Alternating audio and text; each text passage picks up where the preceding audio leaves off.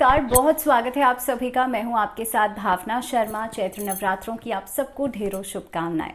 नवरात्रि यानी कि 9 शक्तियों का मिलन। इन 9 दिनों के अंदर हम देवी माँ के अलग अलग स्वरूपों की पूजा करते हैं, उनका आवाहन करते हैं और माँ की अलग अलग स्वरूप हमारे जीवन में हमें धन, वैभव, खुशहाली, सुख, समृद्धि, संपन्नता सभी देते हैं और हमारे जीवन में से नकारात्मकता जो है, विकार जो है, नेगेटिविटी जो है, उसे खत्म कर देते हैं। तो इस नवरात्रों में कैसे करेंगे पूजन, क्यों खास है इस बार के नवरात्रे और क्या विधि विधान रहेगा, इन सभी चीज़ों के बारे में इस वीडियो में हम बात करेंगे। लेकिन सबसे पहले बात ये करते हैं कि टाइमिंग क्या होना चाहिए, क्या खास योग बन रहा है।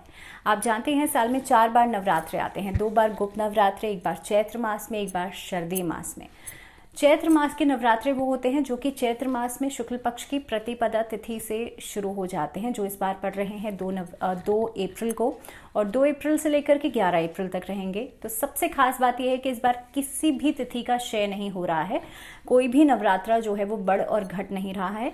पूरे नवरात्रे रहेंगे 9 दिन के, 2 अप्रैल से शुरू होकर के 11 अप्रैल तक रहेंगे। तो कोई तिथि क्षय नहीं है। नवरात्रों की शुरुआत में ही सर्वार्थ सिद्धि योग और अमृत सिद्धि योग बन रहा है। ये दूसरी खास बात रहेगी इस बार। ग्रहों की स्थिति जो है वो इस तरह की रहेगी कि सभी के लिए ये जो नवरात्रे हैं वो सुख समृद्धिदायक रहेंगे। आपको बता देती हूँ कि इस बार कुंभ राशि के अंदर गुरु और शुक्र रहेंगे। इसके अलावा मीन राशि के अंदर सूर्य और बुध रहेंगे, जो कि बुधादित्य योग का निर्माण कर रहे हैं। और इस बार मकर राशि के अंदर मंगल और शनि रहेंगे, जो कि मंगल क्यों है, क्योंकि पराक्रम का स्वामी माना जाता है, साहस का प्लैनेट जो है माना जाता है। तो इसीलिए इस बार के नवरात्रे बेहद खास रहने वाले हैं, क्योंकि नवरात्रों का मतलब है कि रात का महत्व इसमें ज़्यादा होता है। तो हम बात ये भी करेंगे कि नवरात्रों में रात के समय पूजा कैसे करें, लेकिन उससे पहले कि घट स्थापना आपको कैसे करनी है आपको बता देती हूँ टाइमिंग की। तो सुबह 6:10 से लेकर के 8:31 का समय जो है वो रहेगा पहली घट स्थापना का, या पहला पूजा का मुहूर्त जो रहेगा, जिस समय पर आप आसन बिछाएंगे, घट स्थापना करेंगे। दूसरा मुहूर्त जो दोपहर का रहेगा वो रहेगा 12 बजे से लेकर के तकरीबन 12:25 का, लगभग 25 मिनट का मुहूर्त है। तो पहले मुहूर्त में आप पूजा करते हैं तो आपको अमृत सिद्धि योग और सर्वार्थ सिद्धि योग दोनों मिलते हैं। इसी के साथ इस बार के नवरात्रे जो हैं, जैसे मैंने कहा, पूरे रहेंगे और माँ का जो सवारी रहेगी वो रहेगी घोड़े की सवारी पर माँ आएंगी और भैंसे की सवारी पर माँ का प्रस्थान होगा। तो उस लिहाज से भी इस बार के नवरात्रे जो हैं वो बहुत अच्छे रहेंगे, बहुत खास रहेंगे। अब बात करेंगे हम कि आप पहले नवरात्रे के दिन कैसे पूजा करें। जैसे मैंने आपको टाइमिंग की बात बताई कि टाइमिंग जो है वो 6:10 से लेकर के 8:31 तक का टाइमिंग रहेगा। तो आप देख रहे हैं कि मैं भी अपने घर के मंदिर में ही बैठी हुई हूँ और सिर्फ आपको ये सब चीज़ें दिखाने के लिए मैं इस बार मंदिर से शूट कर रही हूँ। आप देख रहे हैं कि यहाँ पर लड्डू गोपाल जी की मूर्ति है, लड्डू गोपाल जी यहाँ पर विराजमान है। क्योंकि मैं कृष्ण जी को बहुत ज़्यादा मानती हूँ तो इसलिए मैं लड्डू गोपाल जी की पूजा नियमित रूप से करती हूँ। इसके अलावा यहाँ पर लक्ष्मी, गणेश जी और माँ सरस्वती जो हैं वो विराजमान हैं। और आप देखेंगे क्योंकि जो नवरात्रे के दिन होते हैं, जो 9 दिन होते हैं, ये बहुत ही खास तिथियां होती हैं। तो इसलिए मैं आपसे ये कहूँगी कि कई लोग क्या करते हैं कि व्रत नहीं रखेंगे तो शायद दीपक नहीं जलाना चाहिए हमें। ऐसा नहीं है। अगर आपने व्रत नहीं रखा है, घर में किसी ने भी व्रत नहीं रखा है, आप दीपक ज़रूर प्रज्वलित कीजिएगा। अखंड दीपक ज़रूर जलाना चाहिए नवरात्रों के दिनों में। अब आपको सबसे पहले करना क्या है, जैसे आप देख रहे हैं कि यहाँ पर मेरे मंदिर में भी लाल आसन जो है उस पर ही मैंने सारे देवी देवता जो है वो विराजमान किए हुए हैं। इसी तरह से अगर हम वास्तु के अनुसार बात करें तो आप अपने घर के नॉर्थ ईस्ट डायरेक्शन को देख लीजिए। घर का उत्तर पूर्व की दिशा, जिसे ईशान कोण कहा जाता है वास्तु में, वहाँ पर एक लाल आसन बिछाइए। सबसे पहले उसे साफ सुथरा कर लीजिए, गंगा जल का छिड़काव करिए। उसके वहाँ पर एक चौकी पर लाल आसन आपको बिछाना है।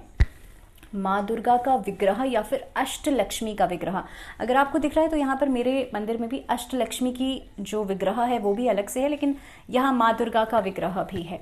तो माँ दुर्गा का विग्रह आपको लेना है और उनको बिल्कुल सामने समक्ष अपने स्थापित कर लीजिए, उनको विराजमान कर लीजिए। उसके बाद माँ दुर्गा के बिल्कुल सामने आपको गाय के घी का दीपक, जो कि अखंड दीपक जलेगा 9 दिनों तक, वो दीपक जो है वो प्रज्वलित करना है, जो टाइमिंग मैंने आपको बताया है उसमें। दूसरी बात यह है कि क्योंकि हम जो भी चीज़ें करते हैं ना, उसका महत्व, उसका इम्पोर्टेंस पता होना चाहिए, तो तभी आप बेहतर तरीके से उस रिचुअल को, उस चीज़ को फॉलो कर सकते हैं। तो दीपक जलाने का मतलब 9 दिनों में खास तौर पे ये होता है कि जब घी धीरे धीरे करके पिघलता है ना, तो आपके अंदर का अहम जो अहंकार है वो पिघलता है, अज्ञानता कम होती है। तो दीपक का मतलब तो यही हो गया ना, आप अज्ञानता से ज्ञानता की तरफ जा रहे हैं, अंधकार से उजाले की तरफ जा रहे हैं। तो मतलब को समझिए, इंपॉर्टेंस को समझिए, तब उसे फॉलो कीजिए। आप दीपक जरूर जलाएं। और इन 9 दिनों में, क्योंकि हम जब दुर्गा सप्तशती पढ़ते हैं, आपको ध्यान होगा, तो माँ दुर्गा ने दुर्गा सप्तशती अध्याय में वो 13 अध्याय जो हैं उसमें अलग अलग असुरों का विनाश किया है। अब अलग अलग असुरों का विनाश करने का मतलब आज के टाइम में अगर हम देखें तो ये है कि बाहर के शत्रुओं को खत्म करने से पहले हम अपने अंदर के शत्रुओं का विनाश करें। अंदर के शत्रु क्या हैं? हमारा बिना वजह का फियर, हमारे अंदर की एंग्जाइटी, हमारी जेलसी जो हम दूसरे लोगों से करते हैं, यानी कि द्वेष। इसके अलावा और कई सारी चीज़ें, हमारे अंदर का अहंकार। तो ये सारी चीज़ें ऐसी हैं जो कि हमारे अंदर की एनर्जीज को, पॉजिटिविटी जो है, सकारात्मकता जो है, उसको डिप्लीट करती हैं, उसे कम करती हैं। तो सबसे पहले क्या करना है कि अपने अंदर की जो बुराइयां हैं उसे हम खत्म करेंगे, विकारों को हम खत्म करेंगे। तो इसीलिए जो दीपक है वो आप माँ के समक्ष ज़रूर प्रज्वलित करें, एक अखंड दीपक। उसके बाद आप उत्तर की डायरेक्शन में, यानी कि नॉर्थ की डायरेक्शन में, क्योंकि वास्तु के अनुसार उत्तर की दिशा पानी की दिशा, वाटर एलिमेंट की डायरेक्शन मानी जाती है, तो वाटर एलिमेंट की डायरेक्शन में आप घट स्थापना करेंगे। आपको मिट्टी का एक घड़ा लेना है या मिट्टी का पात्र ले लीजिए, उसके अंदर आपको जल भरना है, उसमें गंगा जल ज़रूर मिलाइएगा, क्योंकि वहाँ पर आप सभी देवी देवताओं का आवाहन कर रहे हैं उस घड़े के अंदर। आप समझिए इसको कि उस मटके में ब्रह्मा विष्णु महेश का वास भी माना जाता है। तो आप जब घट स्थापना कर रहे हैं तो माँ दुर्गा की पूजा ही नहीं बल्कि आप ब्रह्मा विष्णु महेश का आवाहन भी करते हैं। उसके बाद आपको एक छोटी सी चीज़ मैं बताना भूल गई हूँ यहाँ पे, कि ये सभी करने से पहले आपको सबसे पहले गणेश स्तुति का पाठ करना है। तो जब भी आप पूजा आरंभ करेंगे, ये सभी तैयारी के बाद आपको सबसे पहले गणेश जी की स्तुति भी करनी है। तो हम घट स्थापना पर थे। घट स्थापना आपको, जैसे मैंने कहा, कि गंगा जल ज़रूर मिलाइएगा पानी में, एक सुपारी, थोड़े से अक्षत और लाल रंग का जो सिंदूर होता है, जो रोली होती है, वो उसमें डाल करके उससे जब आप कवर करेंगे, कवर करने से पहले आम के पत्ते उसके जो मुख है उस पर आप लगा दीजिए। और उसके जब कवर कर देंगे तो कवर करने के बाद उसके ऊपर एक नारियल को चुनरी में लपेट करके और संकल्प लेकर के उसके ऊपर जो भी पैसे आप रखना चाहते हैं वो ज़रूर रखें। देखिए, जब भी हम कोई पूजा करते हैं उसको हमेशा संकल्प लेकर के ही करना चाहिए। बिना संकल्प के करी गई पूजा इंद्रदेव को समर्पित हो जाती है। तो इसीलिए आप संकल्प लीजिए, उसके ऊपर पैसे रखिए। जब आपकी 9 दिनों में पूजा कंप्लीट हो जाए तब आप वो पैसे जो हैं आप किसी कन्या को दे सकते हैं। तो उसके बाद आप क्या करेंगे, घट स्थापना आपकी हो गई। उसके बाद एक दीपक जो है वो भैरव बाबा के लिए भी ज़रूर जलाना चाहिए। तो भैरव के लिए आप दीपक जो है वो माँ से थोड़ा सा साइड में करके आप जला सकते हैं। जब भी आप भोग लगाएंगे, हर 9 दिनों में हर दिन आप जब भी भोग लगाएंगे तो आप एक दीपक जो माँ के समक्ष जल रहा है वो तो है ही, तो एक दीपक जो है वो भैरव बाबा के लिए अलग से जलेगा तेल में। अब दूसरी चीज़ ये है कि इस बार के जो चैत्र नवरात्रे रहेंगे, मैंने कहा सर्वार्थ सिद्धि योग बन रहा है, साथ ही में इस बार अमृत सिद्धि योग भी बन रहा है। तो ये तो था घट स्थापना का मुहूर्त, साथ ही में किस तरह से आप लोग पूजा करेंगे, किस तरह से आपको घट स्थापना करनी है। तो जैसे मैंने कहा, प्रथम पूजन जो है वो गणेश जी का करना चाहिए। गणेश जी की स्तुति के साथ आप पूजा की शुरुआत करेंगे। उसके बाद आप दुर्गा चालीसा या दुर्गा कवच इस दिन ज़रूर पढ़ना चाहिए। दुर्गा सप्तशती के पहले अध्याय का पाठ ज़रूर करें।